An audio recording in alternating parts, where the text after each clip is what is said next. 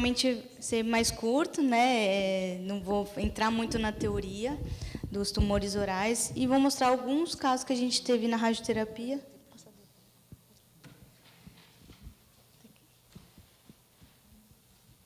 Alguns casos que a gente teve na radioterapia e algumas particularidades deles. Então, a gente completou realmente um ano, né? A doutora Carla já falou isso, agora em janeiro, da radioterapia. Eu coloquei aqui um gráfico dos tumores que a gente mais tratou nesse primeiro ano, e a gente consegue observar que a maioria foi tumor nasal, né, seguido dos tumores orais, que é o tema de hoje, né, e tumores intracranianos, principalmente cerebral. O que a gente observa nesse gráfico é uma semelhança na localização desses tumores, que é tumores de cabeça e pescoço. Ou seja, a radioterapia é um tratamento localizado, ela não é um tratamento sistêmico. Então, ela atua junto, né, ou com a mesma intenção da cirurgia. E a cabeça e pescoço é uma região muito difícil de operar, né, tem estruturas nobres que a gente não pode seccionar, tem limitação de margem cirúrgica, limitação de técnicas cirúrgicas, às vezes intracraniana. Então, a radioterapia ela tem um papel fundamental no controle do crescimento tumoral nessas localizações, né, e até mesmo na cura de alguns tumores que não podem ser tratados com sucesso com outras modalidades.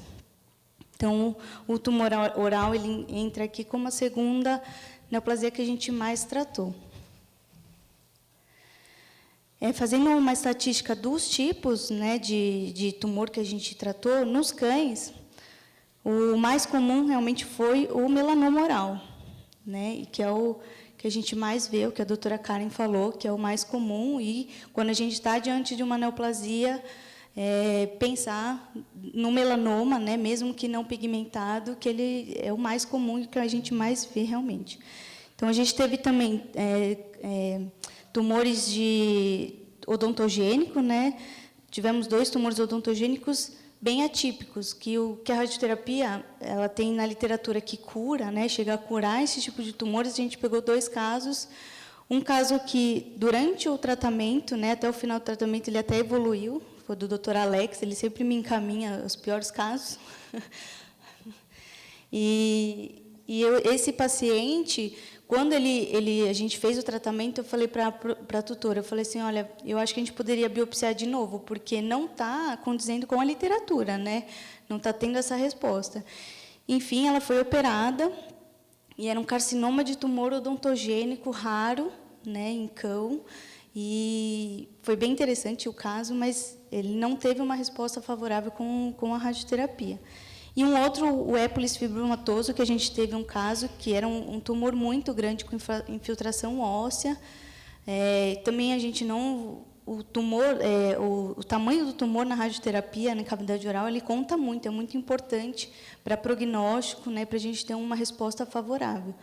Então, são 2 casos de épolis que poderiam ter sucesso, que não tiveram, pela atipia dos casos. A gente teve também um caso de mastocitoma, que foi uma golden, e ela respondeu bem ao tratamento, mas ela morreu em 1 semana por pneumonia, não foi nem pelo tumor. Infelizmente, a gente não teve nem como fazer o controle da resposta da radiação nesse paciente.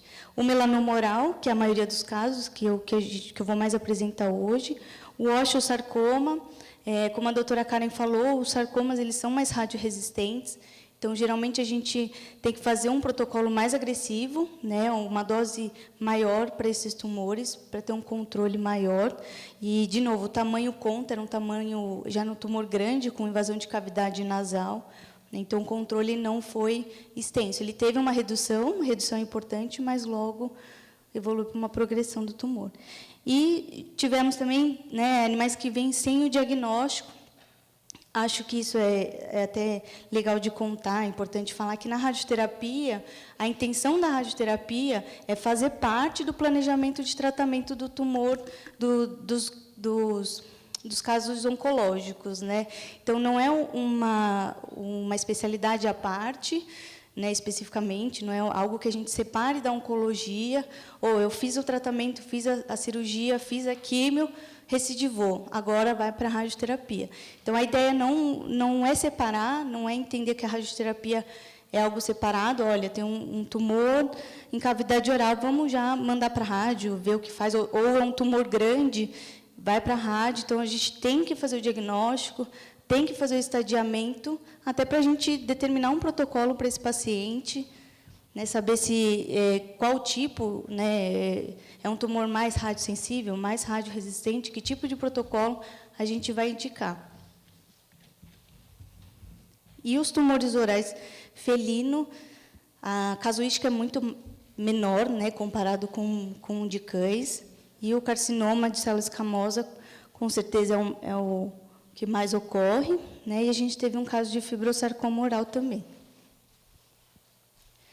Então, em cão, o melanoma oral, como a doutora Karen falou, ele é um tumor que tem um índice metastático muito alto, então, no momento do diagnóstico, né, pode ter já micrometástase, e, às vezes, quando vem para o tratamento, já tem metástase em linfonodo, até mesmo em pulmão, né? Mas é um tumor que, por outro lado, responde muito bem à radioterapia. Então, eu costumo falar para os tutores que é um tratamento frustrante, porque a gente consegue diminuir, mas ele evolui, às vezes, para óbito por conta de metástase, que aí a gente não tem como irradiar o animal inteiro. Então, aqui é um melanoma oral, é um animal de a tutora, ela é veterinária também, e é um labrador bem senhorzinho, né, 15 anos, que tem uma formação hepática de 7 centímetros. Então, ele foi com a gente com o objetivo de amenizar a dor. Era um tumor que visivelmente estava crescendo, estava tirando a qualidade de vida desse animal, ele tinha dor para abrir a boca, né, então, dificuldade para comer, ele tinha vocalização de dor também nessa região. Então, por fora, por dentro, né, que a gente consegue visualizar, mas ele tinha uma invasão já importante. Então, aqui no planejamento que a gente faz, o animal ele precisa fazer uma tomografia que a gente chama de simulação, né? Então, essa tomografia, às vezes, muitos colegas interpretam como um diagnóstico. Falam assim, ele já vai ter que fazer a simulação, já vai fazer a tomografia, então já encaminha o animal direto. Então, alguns casos de sem diagnóstico, às vezes, também vem sem estadiamento, porque acha que lá a gente vai já fazer a tomografia e usar isso como diagnóstico. Mas a tomografia de diagnóstico, quando é feita antes, né, de passar na radioterapia, ela é fundamental. Para eu conversar com o tutor, falar, olha, a extensão do tumor vai até a região, então, provavelmente, o efeito colateral vai pegar tais e tais órgãos, né? A gente tem uma forma de estadiar e saber qual vai ser o prognóstico e a resposta que a gente espera da radioterapia. Então, isso é o planejamento. Então, depois que a gente faz a simulação, uma tomo, a gente vai... esse animal ele é imobilizado, a gente usa tipo de imobilizadores para ele não se mexer durante a radioterapia. Então, toda vez que é feita a radioterapia, eles são anestesiados. Isso é outro fator que muito colega e tutor desconhece. Chega lá, eu falo, vai fazer 20 frações todos os dias, segunda a sexta-feira, anestesiado. Aí todo mundo arregala os olhos e fala, meu Deus, não vou tratar. Não quer nem fazer tratamento periodontal por causa da anestesia, castrar. Imagina o tratamento de radioterapia. Aí eles passam por esses 20 dias e topam fazer qualquer coisa, né, depois de anestesia. Né, mas então, é fundamental ter a tomografia e a gente faz a simulação, que é para esse planejamento. Então, esse animal ele tinha, além do tumor bem extenso, já o comprometimento de linfonodo. Então, quando ele é próximo à localização do tumor, a gente tem como irradiar também, né? A gente também trata o linfonodo próximo acometido, ou supostamente acometido. Então, isso foi no primeiro dia de tratamento. Essa foto é foto recente dessa semana. Parece que ele está chorando, né? Mas aqui caiu o pelinho aqui na região tratada, né? E é visível a diminuição que tem, né? Que a gente repara. Então, isso para um animal idoso, 15 anos, né? Com outras doenças concomitantes, com uma outra neoplasia e em fígado, né? A gente conseguiu dar para ele uma qualidade de vida nesse restinho, né, que ele tem, ou não sei quanto tempo, mas às vezes até mais, né, e ele consegue comer e tudo. Então, o efeito colateral, ele sempre vai ser localizado, como o doutor Alex falou, né? Então, ele não vai ter uma diarreia por conta da radioterapia, ele não sai da radioterapia irradiando, então ele não precisa ficar confinado, reservado, isolado dos outros coleguinhas, dos outros cachorros, né? Isso, a radiação, não, ele não sai com a radiação, é localizado e no momento do tratamento. Mas os efeitos colaterais, eles podem acontecer, como a doutora Karen falou, durante o tratamento ou logo após, ou meses e anos depois. Dia 0 a gente marca como o primeiro dia da radioterapia. Tem. Então, ele fez do dia 29 do 11 a 3 do 1 de janeiro. Então, ele começou, o D0 é o dia 29. Deixa eu ver aqui. Esse é um outro caso do doutor Alex, inclusive, que é um paciente também idoso, né, 13 anos de idade, um macho, sem raça, que ele tem não só um tipo de melanoma, mas os dois tipos. Então, ele é bem didático. Se você quer mostrar um melanoma pigmentado e um não pigmentado, tem esse caso, que aqui a gente tem no pálato um tumor pigmentado, né? Então, o pálato mole é um tumor melanocítico melânico, fusiforme, com extensa degeneração e margens cirúrgicas comprometidas, porque foi uma biópsia incisional. E em maxila mais caudal, a gente tem um tumor, um tumor melanoma amelânico. Tá? Também, ele começou em janeiro, agora ele ainda está em tratamento, e esse caso é interessante, que a gente colocou, é pela evolução do tumor. Alguns, a gente lida com melanoma, ele pode ter um crescimento, às vezes, não tão lento, mas também não tão rápido, né, dá tempo de a gente fazer alguma coisa, e outros, durante o tratamento, podem evoluir. E o Johnny é um caso desse. Né? Então, no dia da simulação, o tumor, o caudal era desse tamanho, a gente ainda viu o dentinho. Né? Na segunda fração, a gente se assustou com o crescimento, ele realmente cresceu, e tudo que a gente planejou foi por água abaixo, ou quase tudo, né, na verdade. Então, esse foi um caso que a gente simulou, ou seja, a gente fez uma nova tomografia.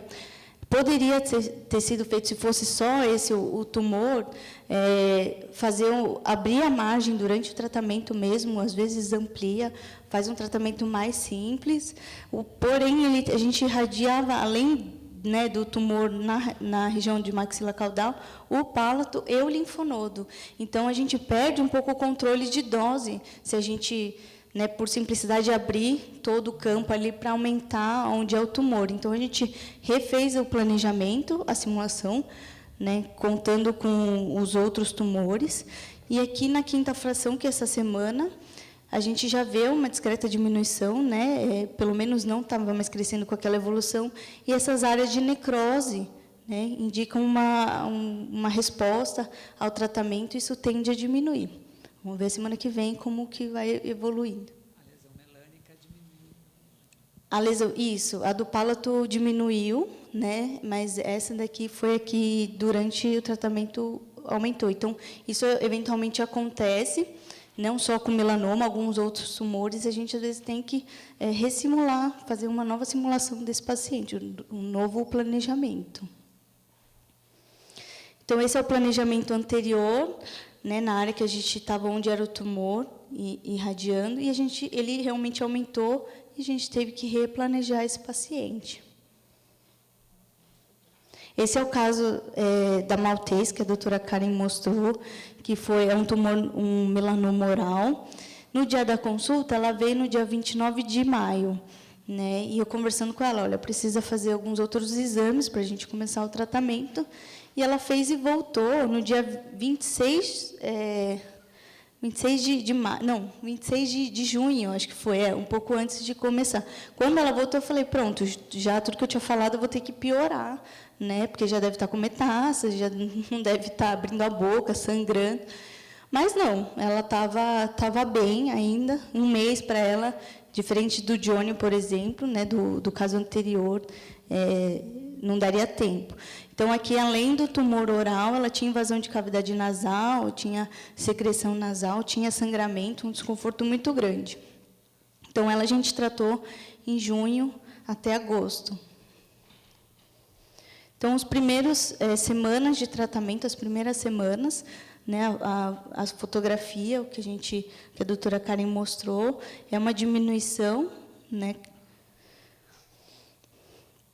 do tumor, é que a gente vai vendo que na última fração já tinha reduzido bastante, né, e aqui 15 dias pós o tratamento de radioterapia, a gente pediu um retorno e estava bem melhor.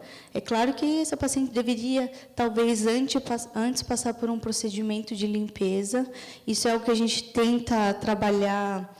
Vai ser um pouco difícil, a gente vai ter que trabalhar muito com o veterinário, com o próprio tutor, porque eles são muito ansiosos. E até a gente falar, bom, vai fazer uma simulação, vai fazer o planejamento, até começar, eles não querem perder tempo, eles não querem, às vezes, gastar, ter um custo a mais para fazer a limpeza. Então, isso aos poucos, acho que a gente vai começar a estabelecer, né, e dar maior importância para as doenças periodontais. Então, visualizando aquela área, aquela deformidade que ela tinha nasal, né, no tratamento, isso foi na 4ª semana, na última semana, né, que já ainda tinha, e 15 dias pós o tratamento já tinha diminuído visivelmente. Né, como efeito colateral, né, tá vendo, ela era toda peludinha, foi durante o tratamento perdendo o pelo, tendo, né, o eritema. Na parte intraoral, né, na parte interna, que a gente conseguiu fotografar no último dia do tratamento, e isso foi 128 dias pós-tratamento que ela começou, deu continuidade com o Dr. Alex, né, e eu pedi para ele também ajudar a fotografar, a registrar esse caso. Então, lembrando, no primeiro dia era um tumor enorme para uma maltês, né, ocupando a maxila, já saindo da boca, né, ocupando a cavidade nasal, e hoje ela tem 7 meses de sobrevida para um paciente que já estava numa condição bem ruim, né, e o tumor diminuiu e a qualidade de vida dela é outra, né. Então, como efeito colateral que eu falei, né, caiu o pelinho, teve uma alopecia, uma hiperpigmentação, mas agora já voltando o pelo, né, então ela vai voltar a ficar bonitinha. Não que ela esteja feia, mas é um outro cachorro, né, outra raça, o pelado mexicano. E em gatos, né, a gente tem bem menos casos, mas esse é um caso de um carcinoma de célula escamosa, que a doutora Karen falou que é um tipo de tumor que, às vezes, a gente não tem nem tempo, né, de trazer mais detalhes. É um tumor com prognóstico muito ruim, né, e em comparação com o cão também. Então, esse gato ele veio com esse tumor, mas ele já tinha invasão óssea, né, ele é um tumor infiltrativo, então ele era inoperável. A gente conversou com a tutora e ela estava ciente que era paliativo. Então, os trabalhos realmente não dão uma sobrevida muito boa, né, para o tratamento de radioterapia. Tem tratamentos muito agressivos que eles tratam, às vezes, 2 vezes no dia, né, e, mesmo assim, a sobrevida não passa de 6 meses, de 3 a 4 meses. Então, para um gato, se é necessário todos os dias, a gente faz jejum, é um estresse muito grande, talvez nem compense esse tipo de protocolo para esse animal, né. Então, a gente optou por um tratamento paliativo semanal, né, e ele teve uma resposta boa, né, a gente consegue ver, né, o que a gente conseguiu ver por fora. A gente não tem uma imagem pós-tratamento, né, mas o que a gente sabe do colega que está conduzindo o caso é que em 1 mês recidivou. Então, é uma característica desse tumor, a gente tem uma dificuldade no controle, mas, em alguns casos, a gente consegue dar uma qualidade de vida, ainda mais quando tem infiltração óssea, a gente dá um alívio de dor, né, dá um conforto. Esse é um caso de um fibrosarcoma. É uma tutora, ela é médica, ela é muito detalhista, muito observadora. Ela conseguiu ver um aumento de volume no gato dela, que dificilmente a gente conseguiria ver, mas ela relatou e foi procurar investigar o que era. Então, Então, aqui tinha um aumento nessa região do canino, o dentinho até, o de baixo até machucava, né, chegava a machucar. Então, a gente optou por um tratamento. Na tomografia, ela fez a tomografia, tinha infiltração em cavidade nasal também, já tinha destruição óssea. Então, por fora, não parecia tão grande, né, mas ele já tinha seu comprometimento. Então, a gente optou também por um tratamento paliativo, para os sarcomas que são mais radioresistentes. Então, a gente dá uma dose maior para tentar ter um controle maior dessa doença. Reduzir o que conseguir, mas, principalmente, não progredir a doença por um bom tempo. Então, isso foi antes do tratamento, né, que a gente vê. Realmente era muito discreto o aumento, ela foi muito detalhista e já tinha envolvimento da cavidade nasal. Esse daqui foi 1 mês após o tratamento, parece que é uma localização diferente, mas o gato está posicionado com a cabeça para baixo, então pegou a parte do seio. Então, ficou um pouco esquisito, mas é a mesma, tentei pegar a mesma região, né, dos caninos aqui. Então, a gente já vê uma diminuição, né, nessa região. Ele era um gato que comia super bem, né, então, isso não mudou, não teve como a gente avaliar, né. E aqui a evolução, então, quando ela chegou, e ele tem essa mancha preta, que é mais difícil ainda a gente ver uma assimetria, né, porque ele já é assimétrico, né, assim, pela pelagem. Então, ela foi muito minuciosa mesmo. E aqui a gente tem que ele pegava o dentinho, e aqui, quando 57 dias pós-tratamento, que nem diminuiu. Também bem discreto, né, mas diminuiu. Aqui, a gente tem como efeito colateral uma alopecia, e essa foto é recente, dessa semana. Então, essa região preta provavelmente vai ficar bem branquinha. Aqui já está uns pelinhos crescendo mais branquinho. Então, um dos efeitos colaterais também é a leucotriquia. Então, esses eram os casos, né, que a gente... que alguns casos, né, outros nem não consegui trazer, porque muitos se perdem, né? A gente não consegue ter o retorno de alguns proprietários. Então, essa nossa equipe, né, da radioterapia, um dos anestesistas, ainda temos mais 2 anestesistas, mais os técnicos, o físico, eu. Né, aqui a gente faz uma amizade, às vezes, com os tutores, eles são muito carinhosos, vão, às vezes, alguns protocolos todos os dias, 1 mês, né, a gente toma a liberdade já de trazer a casinha. Né, o cachorro é esse, tá? O animal é esse, o resto é pelúcia. Então, eu queria agradecer, fica aqui meu contato, né? Se tiver dúvida de algum caso, ou quiser discutir antes de encaminhar, ou não sabe se tem que encaminhar, entre em contato que a gente discute, para falar dos exames que a gente normalmente pede, como que faz. A gente faz essa primeira consulta para conhecer o animal, saber o histórico, saber o diagnóstico, o estadiamento, e aí propor o tratamento. Então, depende de cada animal, depende de cada tipo do tumor, estadiamento, para a gente estabelecer. Muito obrigada. Gente, só parabéns. Nós vamos ter 4 visitas na radioterapia para até o mês de abril agendadas. Essas visitas são, no máximo, organizadas para 10 veterinários. O horário, algumas começam às 8 da manhã, outras começam a 1h da tarde. Nessas visitas, vocês têm o café da manhã, ou o almoço, que é um lanche, onde vocês visitam a radioterapia e a gente faz algumas explicações gerais de casos, como eles são encaminhados, sobre os nossos oncologistas, é muito bacana. Vocês podem agendar, ver o nosso calendário com a promotora de vocês e fazerem a reserva para o dia que melhor for para a rotina de vocês. Você lembra as datas? A gente passa para vocês, começa agora em fevereiro, acho que é dia 20 de fevereiro, e vão até abril. As promotoras estão aí com as áreas, com os dias abertos e o preenchimento dos horários. Gente, vocês estão de parabéns.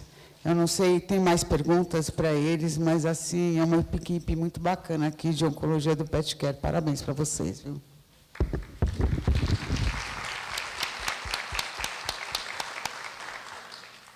Tem perguntas?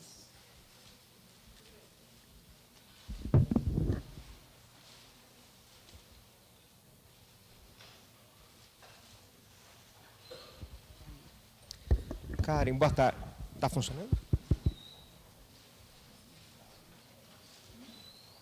Tá.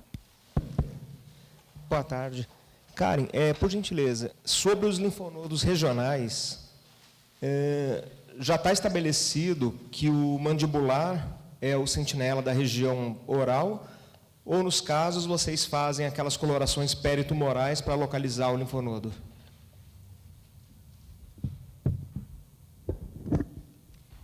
Então, tá funcionando? Tá. Na verdade, assim, pode ir tanto para o mandibular quanto o retrofaríngeo, não obrigatoriamente ele vai só para o mandibular.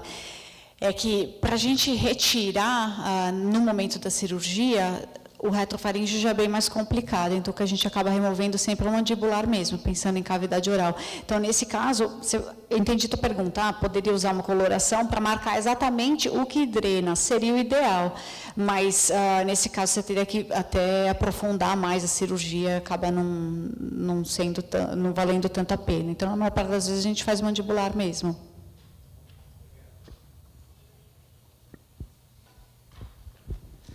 Eu acho que uma coisa importante que tem que ficar de lição aqui dessa palestra é que o tratamento, assim, ao meu ver, acho que a Karen concorda comigo, a doença periodontal, ela é extremamente importante. Todos esses casos que vocês viram aqui tinham a doença periodontal grave.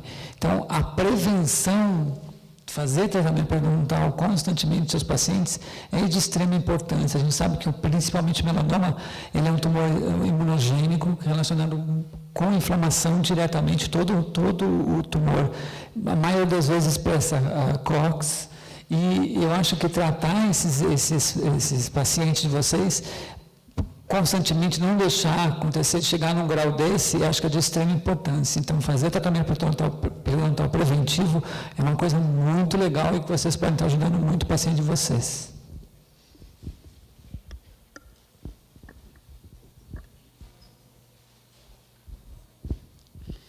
Obrigado, gente. Bom domingo, bom bloco de carnaval aí. A gente se vê em abril de novo.